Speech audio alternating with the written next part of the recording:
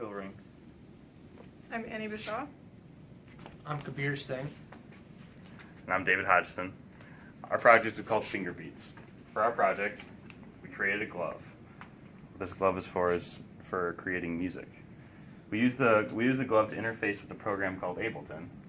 This is the program right here. And using the glove, we can control parameters inside the software, just using the sensors inside the fingers. We can also use the sensor, the accelerometer, and we can use 4 sensors on the fingers to control a drum. That's good. So just a quick overview of the glove.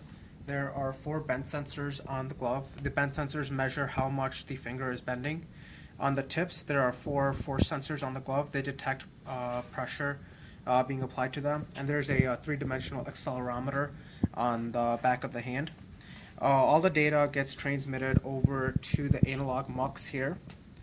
And then the data gets sent to the LPC Espresso board by having the GPIO outputs here traverse through all the relevant channels of the mux.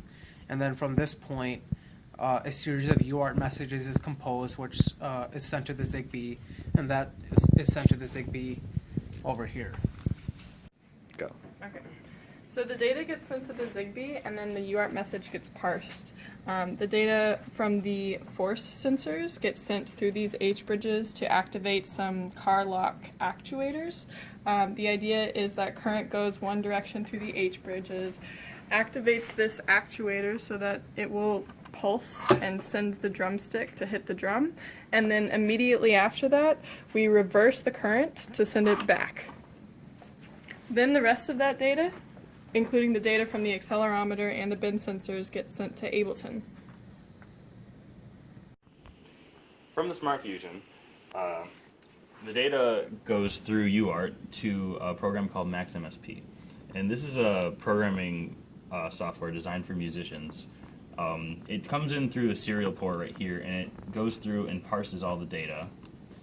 And then I have it sending the data after it's been parsed to Ableton just by pure numbers. You can see a stream of numbers right here. These are each individual sensor values from the bend sensors and the accelerometer. The data actually coming to Ableton is seen right here in these 7 values. And you can see as I change the XY axis of my hand, it changes this frequency right here of the filter. And I can change this to change the attack. Each bend sensor you can see changing as well when I bend my individual fingers. This is our graphics display in action. As you can see, it correlates bend in my fingers to bend in the lines drawn.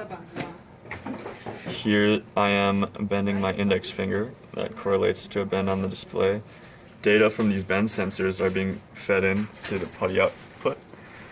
So this is the index finger. You can see that value going up and down, and again that correlating to bend on the screen. Alright, so now we're going to demonstrate the looping mechanism that we have enabled. So David, can you demonstrate that? As the first drum is hit, a timer is started in the Smart Fusion, and at the end of that timer, an interrupt is thrown, which enables the second drum to be hit. In the future, this can be changed to allow a user to have a custom set of beats that they can incorporate into their music and have that loop permanently throughout their song. Right, now I'm going to run through a demo of how this works by playing a loop and then changing the music over time. Okay, watch.